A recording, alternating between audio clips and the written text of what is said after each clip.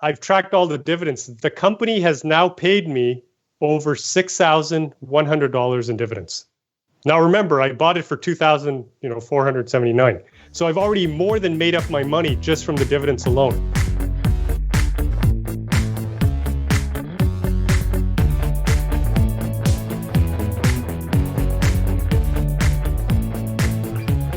Welcome to the F.I.R.E. Show, where you'll get a behind-the-scenes look into financial independence. Here's your host, Cody and Justin. Hello and welcome back to another episode of the F.I.R.E. Show. But first, let's check in with my awesome co-host, Justin. What's up, man?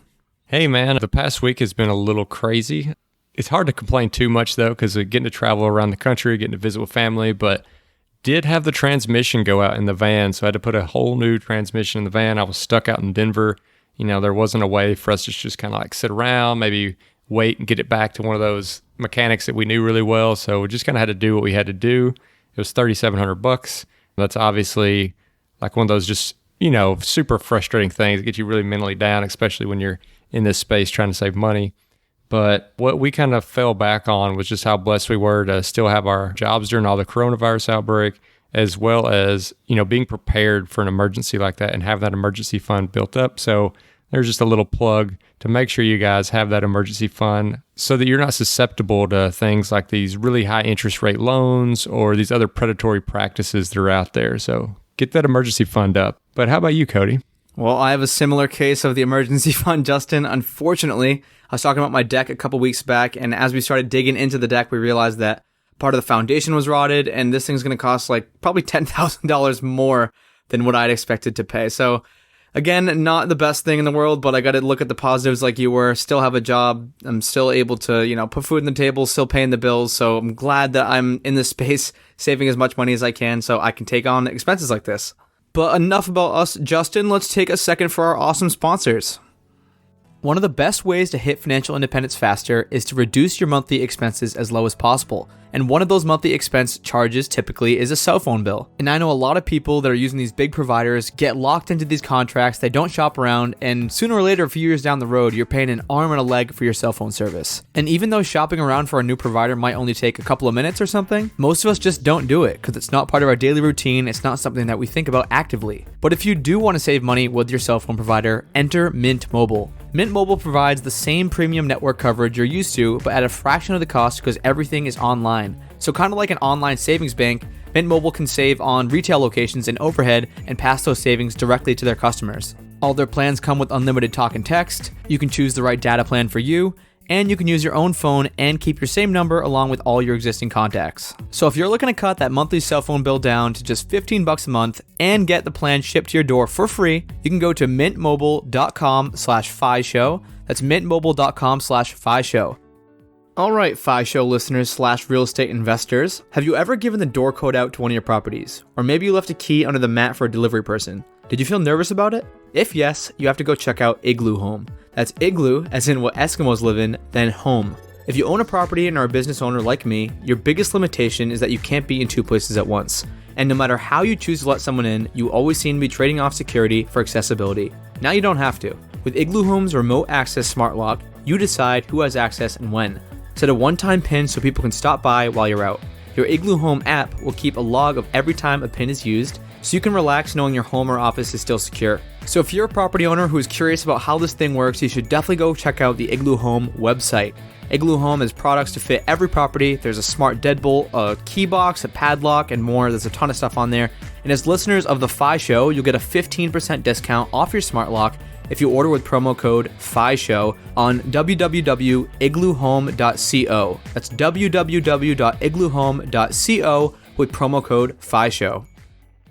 And on today's episode, we have Kanwal from Simply Investing. And the reason Justin and I wanted to have this guy on, we've known him through the personal finance sphere since probably a year or two ago, and this guy's just all about dividend investing. And as index investors, Justin and I ourselves, we wanted to bring a different perspective on. We wanted someone else who does something different, who's still making strategic, smart moves in the financial independent space to show us the power of dividend investing, what we might be missing out on. But it's up for you to decide. And before I give away the whole episode, take it away, Kanwal.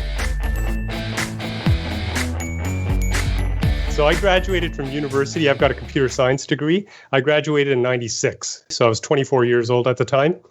And I did everything sort of like what everybody else does. My parents said, go out and get a good education. So I went out and got a university degree. And I said, now what? They said, well, go out and get a job. So I said, okay, I got to go get a job. So I got a 9-to-5 job. So 3 years into it, didn't happen overnight. It just kind of over time. And about the 3-year mark, I realized, wow, I don't know if I want to be doing this for the next 40 years of my life. The 9-to-5 gig. Even though I liked my job, I mean, the people were great, the work was good. And in the beginning, you're just excited just to have a cubicle and your own computer and a desk. But after about 3 years, I was like, wow, okay, I got to start thinking about something. So for me, it started around 99, 2000. That's when it started. And I started thinking about, and nobody called it financial independence. Nobody called it FIRE back then. But it was like, I need to do something outside of the 9-to-5. And when you have that realization, you have that moment where you're like, there's something else that I want to be doing. I want to start building something bigger. What kind of actionable steps did you start taking, and what was your initial plan? First off, no initial plan. I'm like, I don't know why. I know I got to do something, but I don't know what. And I got married in 97. We kind of talked about it. We started a small side, again, wasn't called a side hustle back then. We started a side hustle. The company was called Equilibrium, like eco as in environmentally friendly, Equilibrium. So it was a water purification, water distillers, and just distributing those. So my wife and I started that. It was a side thing. It was maybe 2-3 hours a week. Set up a website. And back then, I don't know if you guys know Microsoft Front Page. No. So that's what we used to build a website. It's really old. So I think for me, it was a step in the right direction. I wasn't sure if that was the right step, if that was the thing that was going to give me financial freedom. But I said, let me try something. Let me try something on the side. I have no idea if it's going to make me $100 a month or if it's going to make me $1,000 a month. But let's just try it. So that's how we got started. That was our first step. So once you got that business running, did you have any benchmarks or any goals you wanted to hit? Did you want this thing, Equilibrium, to be your savior that could get you out of the 9-to-5? That thing was going to start pumping out $10,000, $20,000 a month? Or was it just some side hustle that you wanted to prove to yourself that, hey, making money outside of the 9-to-5 is possible, and if I save up a big enough nest egg, maybe I can retire early using what we call the 4% rule? The original plan was, okay, let's start it up, let's scale it up and start generating enough income per month to cover our expenses. Because once they would cover our expenses, then the 9-to-5 job wasn't necessary anymore. That was the original plan. Long story short, it was a big failure. It didn't work. It was just so many, as you guys know, as side hustles or business owners, there's a lot of variables, lots of things that play. And I had no background in marketing, no background in sales. My background was computer science. I was a technical guy. I could look at software and write programs, but marketing and sales was completely new to me. Same with my wife. She had a background in electrical engineering, so also working in high tech. So I probably about 2 years into it, we folded the side hustle. It wasn't generating enough income to make it worthwhile. And when you're getting ready to go into this, I guess first, what made you think it was going to be successful? And then on the back end, what did you realize that you didn't know that you didn't know? That's a tough question. The first part is I had no idea. I just thought, okay, well, let's just start this. And I'm an optimist by nature. Even now with the COVID-19 thing, the markets are going to go back up. The stock portfolio is going to do. I'm an optimist. So I was an optimist going into it, thinking we're going to make tons of money and this is great, and quit my day job. The second part of the question, marketing, sales, and business development. So once we got into it, realized I have no clue how this stuff works. So I started reading books on marketing, sales, and all that. But once we realized we didn't know any of this, and I think we were at, I don't even remember. We're going back 20 years now. I think the revenue was maybe $100 a month or something, or $200, and that was it. So I think it was time for us that we were like, okay, well, we got to step back. Let's do something else. So we kept our day jobs, right? So we were still working, and my wife and I kept the day job going. And it was much later that I started with simply investing. So I definitely want to dive into your investing strategy because we've never had anyone on who specializes in dividends, and I think it's going to be a really interesting conversation. But first, I want to preface that conversation with, so you and your wife are working in what I'd like to call high-paying jobs. You can correct me if I'm wrong. But was frugality something that played a large part in your life? Because I'm imagining that if you're going to start investing, you need to have that gap between your expenses and your income. So were you trying to keep your expenses as low as possible for the sole reason of investing for your future? Yes and no. So in the beginning, not so much because, like you said, high paying jobs. We're both in our 20s. We're young. We were making good salaries. We didn't have any kids. I mean, we're both frugal to begin with. But again, I just followed what everybody else does. Like my parents said, well, now you got a job. Well, you should go out and invest some money in mutual funds, right? You guys have the 401k plan. In Canada, we have the same thing. It's RRSPs. That's what they're called. And so put the money in 401 and RSPs and mutual funds. And that was it. As far as investing went, that was it. I think both my wife and I from day one, we always understood that you have to spend less than you earn. That's always been the case. And then whatever's left over just went into mutual funds. That was a big mistake, but we can talk about that too. Yeah, so I mean, just even starting out investing for a lot of people is intimidating. And maybe even the ones who do it, they're only doing exactly like what you said, like what everyone else is doing. So at what point did you start really studying investing and developing your own strategy? Yeah, so for me, that started in 2003. Our son was born and we moved cities. My wife and I were originally in Montreal. That's where we graduated. That's where we had our jobs. We moved in 2000, we moved to Ottawa, so it was a brand new city. But again, we kept expenses low. We had a small place, just big enough, for the two of us, it was great. And then our son was born in 2003. So now you can imagine me holding the baby at 3 a.m. When he was born, the first 6 months, he was up all the time, lack of sleep and all this. And I can remember this vividly, like it was yesterday, even though it's been 17 years now. He's 17 now, and he's starting school, university next year. In 2003, I'm holding him. We got those, I don't know what they were called, like those. It's like a backpack, but it's a forward-facing backpack, and you put the baby in it. And that was the only way to get him to fall asleep.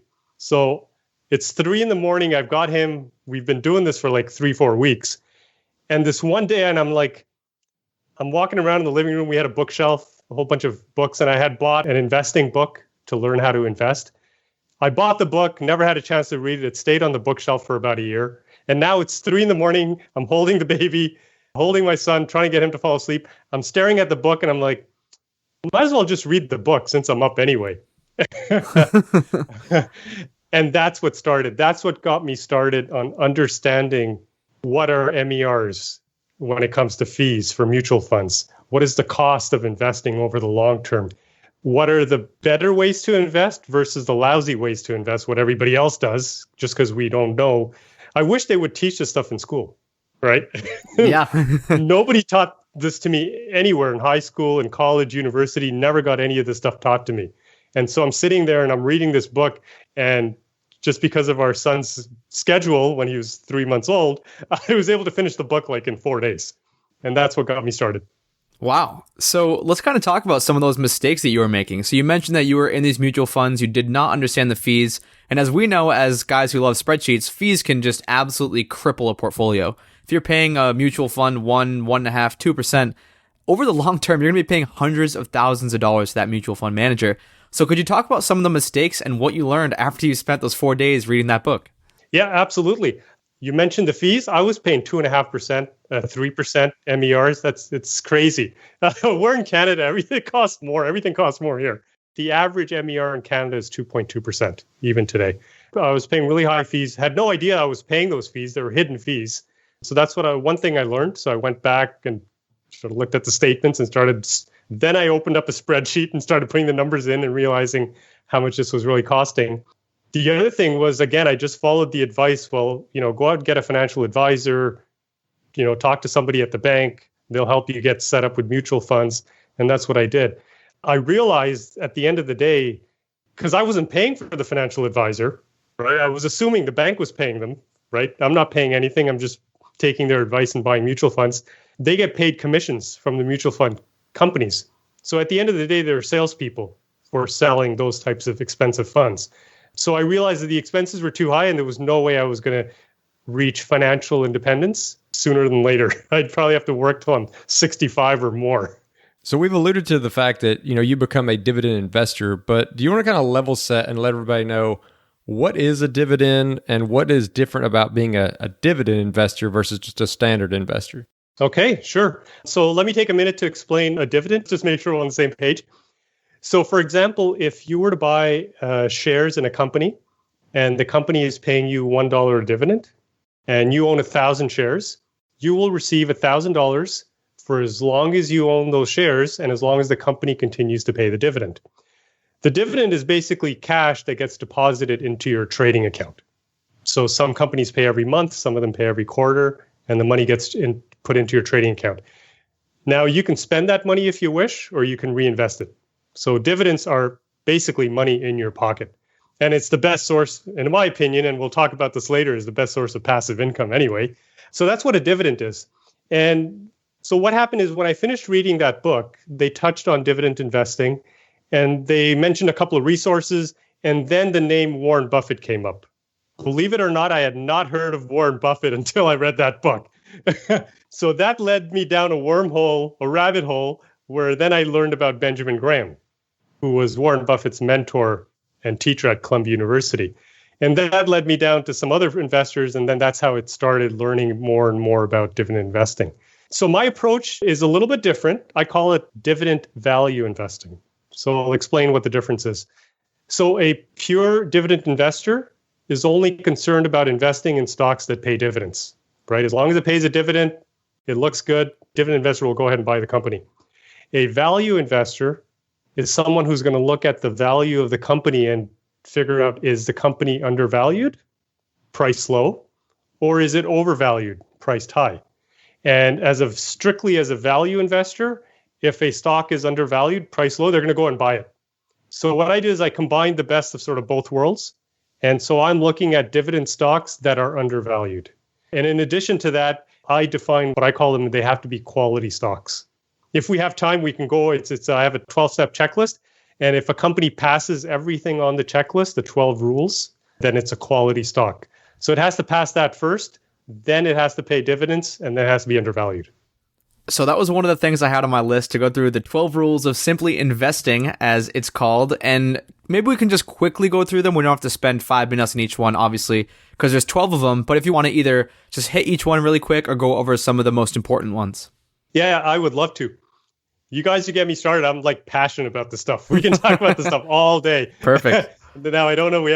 I know we don't have all day, but let me go through the 12 rules. Rule number 1, do you understand the product or service offered by the company? If you don't buy the stock. Doesn't matter what anybody else tells you.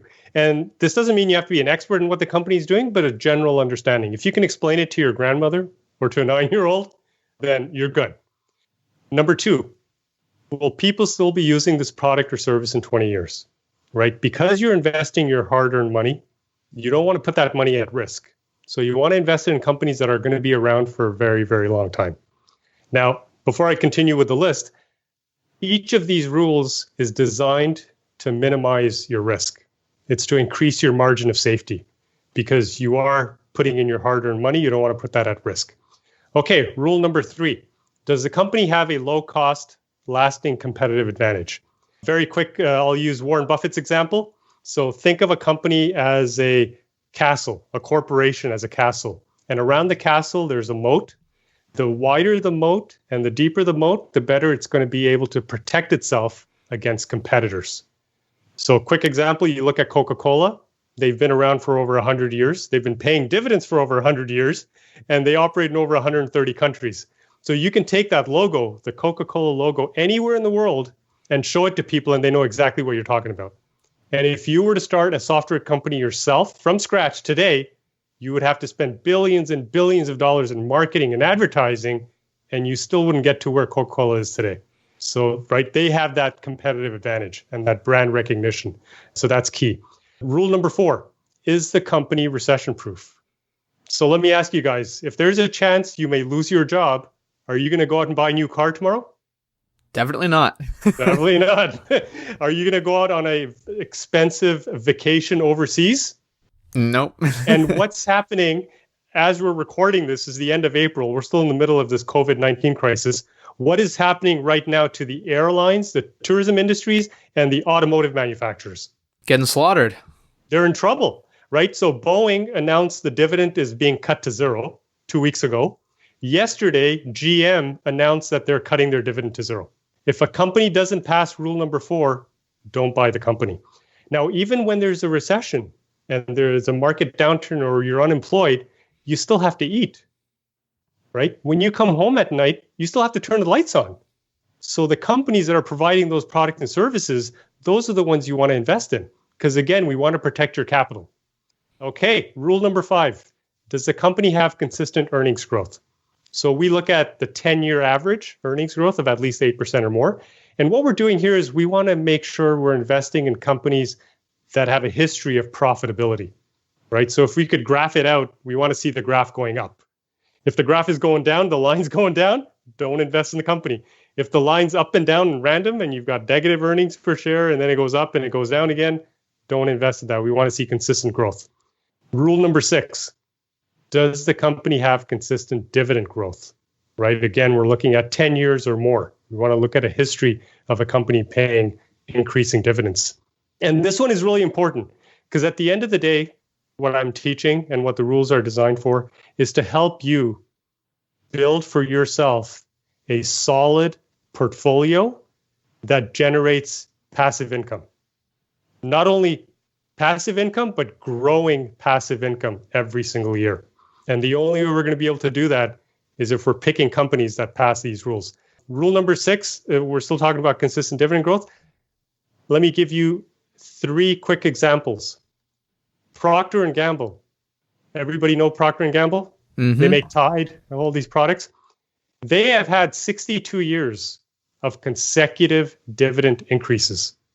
Johnson & Johnson, 57 years of consecutive dividend increases. Coca-Cola, 56 years of consecutive dividend increases. Think about how many recessions and market downturns we've had in the last 20, 30, 40, 50 years. But companies like this continue to increase their dividend year after year after year. And every time they do that, remember we said the dividend is money in your pocket?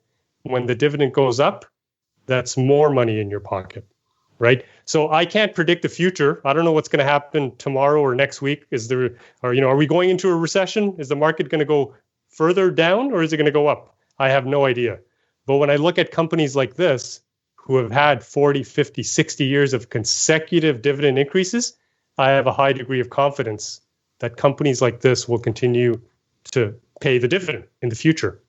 Rule number 7, does the company have a low payout ratio?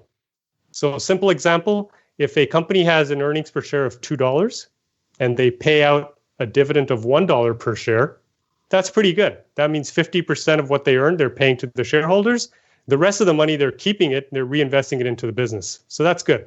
What happens if the company is earning $2 per share, but they're paying a dividend of $3 per share?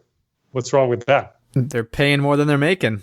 That's right. And there's companies out there that do that, right? They're basically borrowing money to pay the shareholders. You don't have to have a degree in accounting or finance to realize that that's, a payout ratio of over 100% is bad. Rule number 8, does a company have low debt? Right. So what we're looking for here is, all things considered equal. Let's say you were looking at a company A had a debt of 10%, company B had a debt of 500%. Who are you going to invest in? Company A.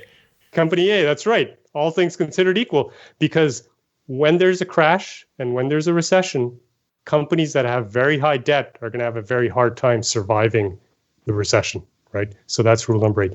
Rule number 9, does the company have a good credit rating? Again, all things considered equal, one company has a rating of A+, the other one has a D-. Who are you going to invest in? A+, baby. There you go. Right? Because we want to protect your capital. Absolutely. Number 10, does the company actively buy back its shares? So not all companies do this, but a lot of the big ones that we follow do this. They actively buy back their shares over time. That's good for the shareholder because the value of your shares is going to come up because your ownership comes up. Rule number 11, now we're looking at so 1 to 10 was looking at quality companies. If a company passes the first 10 rules, you know that you've got a quality company in front of you. So that's awesome. Rule number 11 is looking to see, is the company undervalued, price low, or is it overvalued, price high? So 11 is in 3 parts, but we won't take too long here. 11A, want to make sure the PE ratio is 25 or less. 11B, this is the big one. And we go in the course, we spent almost an hour on this one because this is a big one. But I'll give you guys the intro here. So rule B is to make sure that the current dividend yield is higher than the company's 10-year average dividend yield. And if it is, then the company's undervalued. And then rule 11C is the price to book ratio should be 3 or less. Okay, the last one. I've kept the best one for last. The last rule has nothing to do with looking at financial data, nothing to do with researching stocks, has everything to do with you, the investor. And rule number 12 is you have to remember to keep your emotions out of investing. And I know it's hard, especially when it comes to money. People get very emotional and personal about money, but you have to keep the emotions out of it and stay disciplined and patient in this entire process, right? Stock markets go up and down all the time. On average, it's 5 to 7 years, right? It goes up and it comes down. So if you know that that's going to happen, and if you've applied the 12 rules, you've done your homework, you bought a stock for $40 and tomorrow it drops to 35, that's okay. That's okay. You got to have the patience and the discipline. We're just going to ride it out. As long as the dividends are coming in and they're growing, it's generating passive income for you. Perfect. So that's sort of in a nutshell, guys. We spent about in the course, the entire course is 2.5 hours. And we go through it in a lot more detail with real life examples for the 12 rules.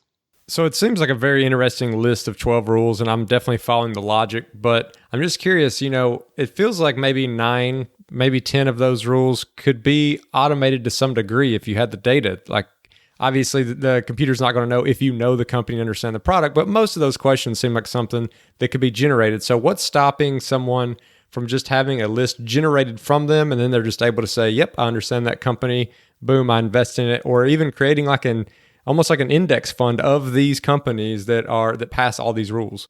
Yeah, so you could certainly do that, and I encourage that. What I do in the courses, I teach you how to do that, and there's a spreadsheet. You fill it in, you fill in all the data, and then you can easily tell which rules it passes and which ones it fails. And so we do that with the Simply Investing report, which I started 3 years ago. I track 227 companies every month. Out of the 12, there's 9 we call it the 9 criteria, because those are the quantitative rules. And you're right, I'm a computer science guy, so we write a program to just crunch through all that. So I do that every single month with 227 companies, and I publish the results in the Simply Investing report every month. Sweet, man. And I want to dig in just for 1 second, play devil's advocate on the qualitative side. So one of the companies you mentioned that recently cut dividends was Boeing. And going back to some of those examples, like in my head, I'm like, okay, flights aren't going away. Boeing makes airplanes. They're one of the best companies at making airplanes. There's no way that this company's going to be cutting dividends and nobody's going to be traveling. Like, that's not even something that would cross through my mind.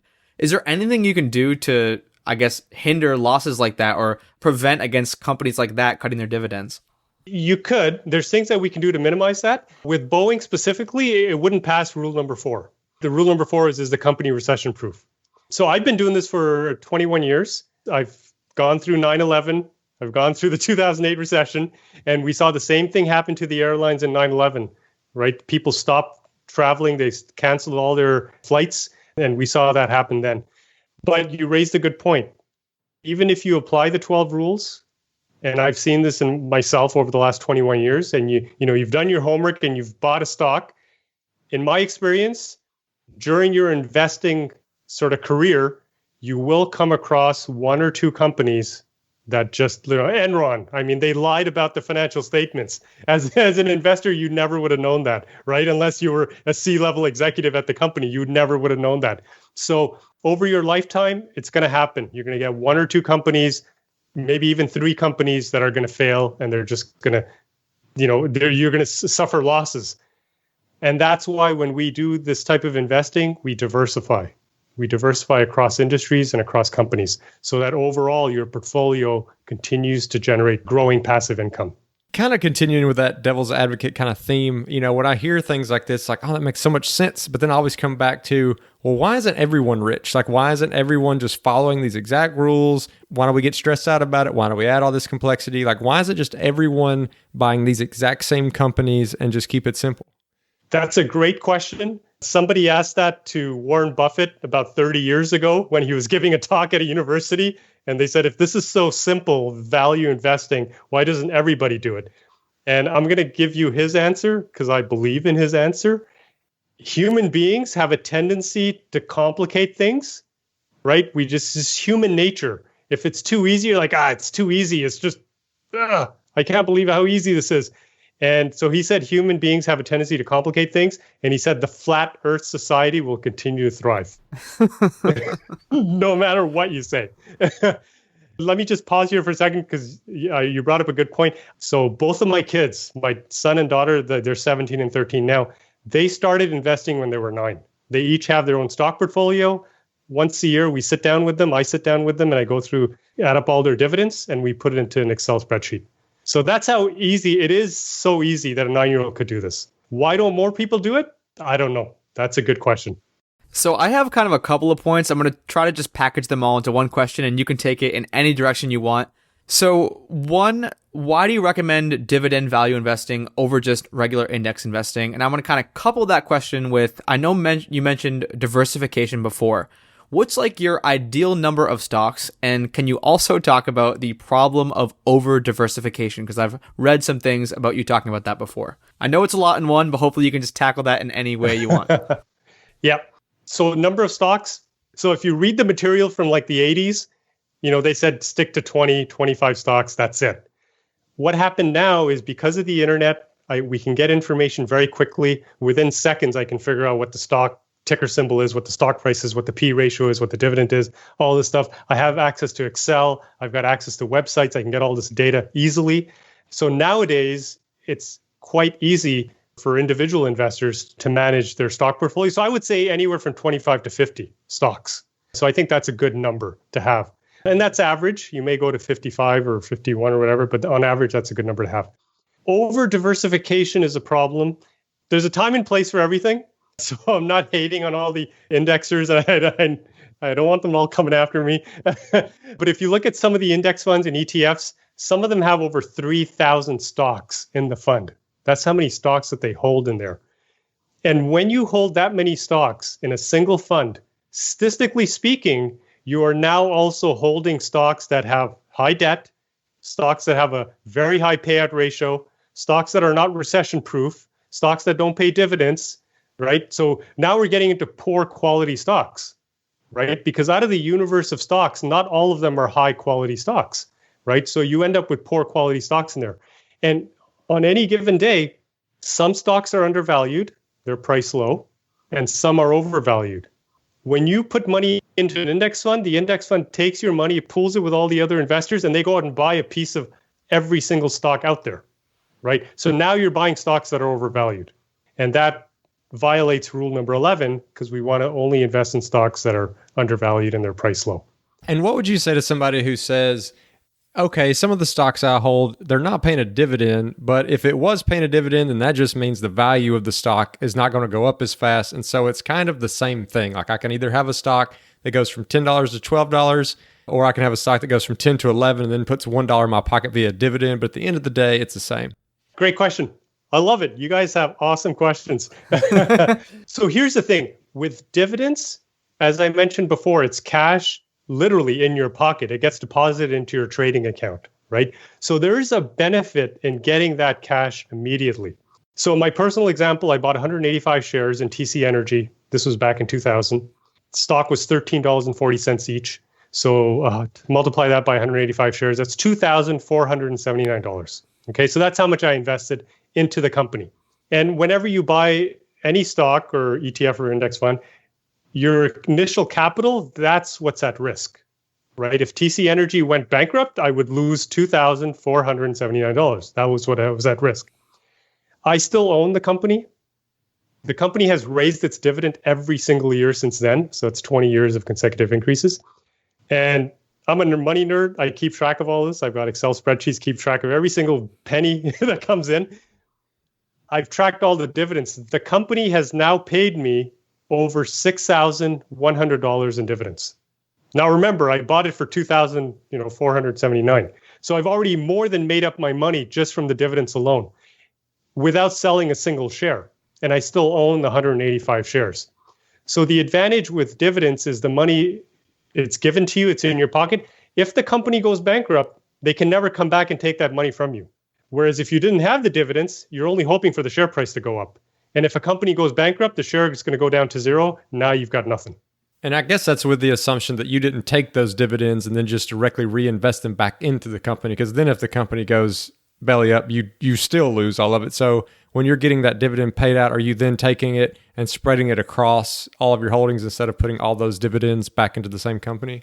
Yes. So that's exactly what I did. I'd taken the dividends over the years, spread it across other dividend paying stocks, right? And at the end of the day, eventually the end goal, once you achieve FIRE, is you want to be able to pay your living expenses, right? And the dividends are going to help you to cover your living expenses without selling a single share. If you have the dividend in a dividend stock in a taxable account and you're not reinvesting the dividends, are you receiving that dividends like a direct deposit to your bank account or as a check, or how does that work? And then how is that taxed? Okay. So the dividend gets deposited directly into your trading account. So the cash sits there, it's yours, it's right away. But then at the end of the year, when you do your taxes, you will have to declare. The way it works in Canada is a trading company, the bank, will send you a receipt or a notice of how many dividends you earned during that tax year. And then you have to declare that as income. And now there is a benefit, though, even in the US. The US dividends are taxed less than your income in the US. So there's a tax advantage to earning dividends. Okay, awesome. And then the second part of my question, so especially in the financial independence space, a really popular retirement strategy is using the 4% rule. So let's assume we have $1 million sitting in our account, just nice and clean. We'll just put it in one account and we're taking out the $40,000 every year to live off of. Let's say you have $1 million in dividend value stocks. All retirement accounts aside, it's just sitting in a regular taxable account. On average, if you can give an average estimate, like how much dividends would you be receiving from that portfolio every year? So the dividends are, every company is different. Generally, the companies that we invest in, on average, I'm going to say 3.5% to 4%, right? There's companies that are paying 5-6% right now. And especially when we see a market crash, as stock prices come down, the dividend yield goes up. So I'm going to give a big range, anywhere from 3.5% to like 5%. Okay, so that's $35,000 to $50,000 in that scenario. Yes. Yeah.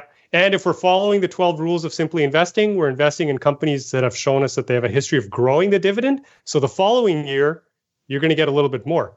And I'll give you an example. Even now, even through what's happened in the last 5 weeks, every single company in my portfolio has increased their dividend in like the last 8 months. The dividends have gone up, right? Johnson & Johnson increased their dividend a couple of weeks ago, even given everything that's been happening in the markets. So you've mentioned like the course and you're teaching people how to buy these things, but you also mentioned that you yourself are keeping up with this list of over 200 of these. I guess my first question is A, like how would somebody access this list of 200 something? And then B, if they do access this list of 200 something, is there any reason why they shouldn't just, okay, these 200 something, got it. I'll invest in these, period, the end. I don't need to look at anything anymore. Absolutely. So the report, the Simply Investing report, is a monthly subscription. So it's available to anybody. It's $19 a month or $199 for the year. So I do offer that as a service. So anybody can subscribe to it and you can do that. And you're right. If I do have customers who buy the report and that's it. They don't have time to take the course and they don't have the desire to spend the time to evaluate everything here. So just to go back, because now you're thinking, well, why did he make the investing course? He just should have gone straight to the report. So what happened is I originally started, 2010 is when I launched my Simply Investing course. So I started by teaching the class. I started in 2007 as I started teaching in person. So I would go around, 2-3 times a year, Toronto and Montreal and, cities around here, and I would teach the class in person. In 2010, I put the course online. And now it's sold in over 35 countries all over the world where people have taken the course and they learn how to invest by themselves. The biggest feedback I got from people who took the course, number one, they said, I wish I knew this 10 years ago. Number two, it's great. Everything makes sense. But, why don't you just tell me what to buy? Right? Like it's, especially if you're married, you've got kids, you've got a day job, you're busy in your life. And so that's why I created the report, was a natural sort of extension of the course itself. Now, I do have true money nerds, like do-it-yourself investors. Like they want to build their own spreadsheet. They want to get their own financial data and access it and put it in there. And for those people, the course is the best way to do it, right? And for everyone else who doesn't want to spend that time, I just want to open the report. And the report is, I'll send you guys a copy of the report. It's page 1. Don't even have to look at page 1, you're done. And so it's 5 minutes and you're done. So that's how I started with the report.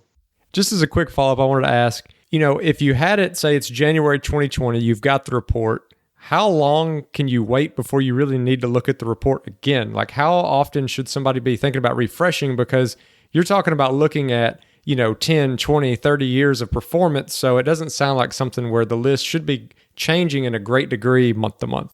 Absolutely. So I've got two types of subscribers. I've got people who pay for the year because it's a little cheaper than paying month to month. So you pay for the year and you're set, right? So these are people who will invest every 3 months, every 4 months, or every 6 months. As the dividends come in, you start collecting them, and then you add in your own money that you want to invest. And then so you basically only need the report when you're ready to invest.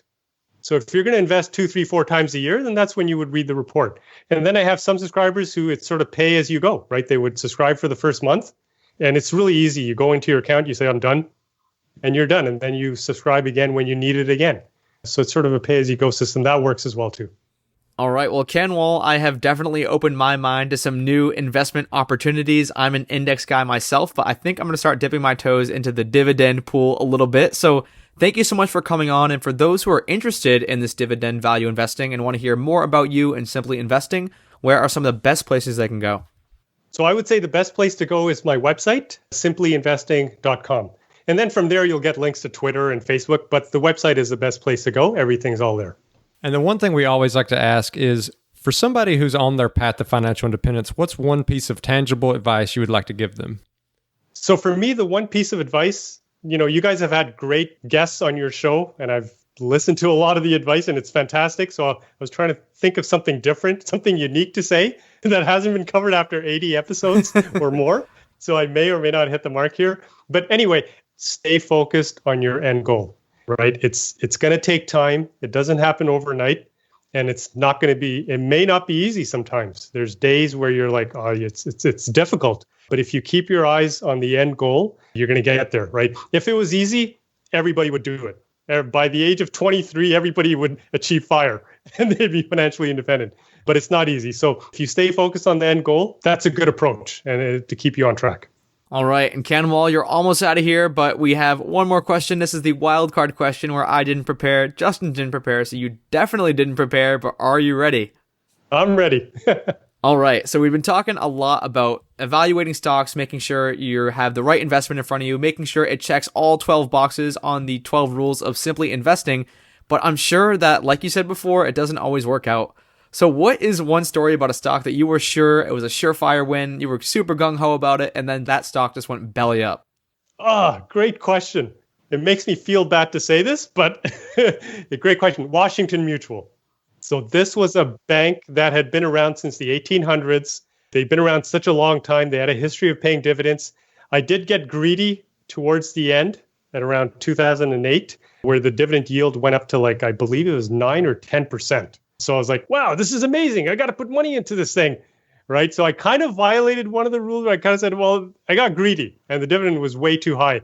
And then everybody knows what happened in 2008 with the financial crisis and the banks collapsed. Washington Mutual was one of them.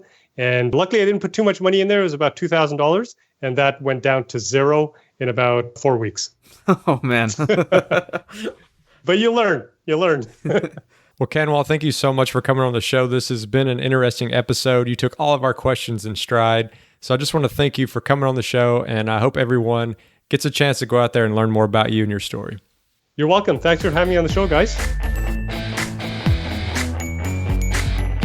Another great episode, Cody. I always love hearing people's personal story where it's just kind of about them, but this is one of those episodes where you really get to learn about a specific topic much more than you do just the person's story. What'd you think about it?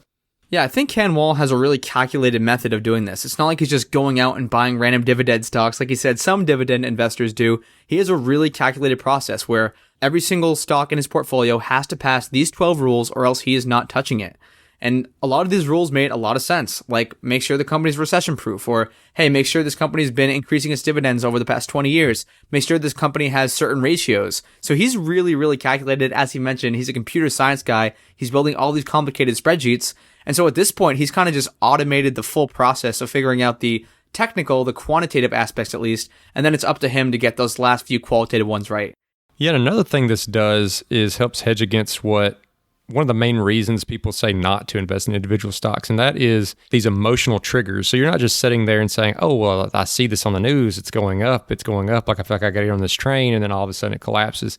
This is giving you some rigor, some things to put around it, some like checks and balances to make sure that you pick something that is worthwhile before going into it. So like you said, you may not hit every one of them, but these rules are pretty stringent. So that means that like it's going to be rare that you're going to have something that just folds. I mean, how many companies increase a dividend for 20 years and are recession proof and yada, yada, yada, and then just disappear one day? Obviously, there are some cases, but it is adding a lot of protection in there. Again, a lot of these checks and balances to keep you from just getting obsessed with a company because you hear all your coworkers talking about it.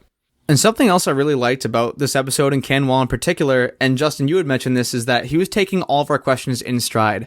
Obviously, as indexers, we were pushing him on some of these questions because we're making sure, like, okay, is this legit? Is this accurate? And Kanwal was coming back with these answers without pause. And so one of the things in particular that impressed me, or just something I hadn't thought about before, was, okay, you get the dividends in cash, not in quote unquote cash, deposited, say, in your Vanguard or your Fidelity or Schwab account every single month. And he's going in and he's manually rediversifying these dividends. So it's kind of getting rid of some of that individual company risk that you would expect if you were just reinvesting the same dividends into the same companies as a regular, stock investor. So I really liked how Kanwal was kind of bringing that extra level of diversification, that extra level of protection, capturing those gains and then going and manually reinvesting those gains into that same portfolio of companies that check off all those 12 boxes. And now it's time for the call to action.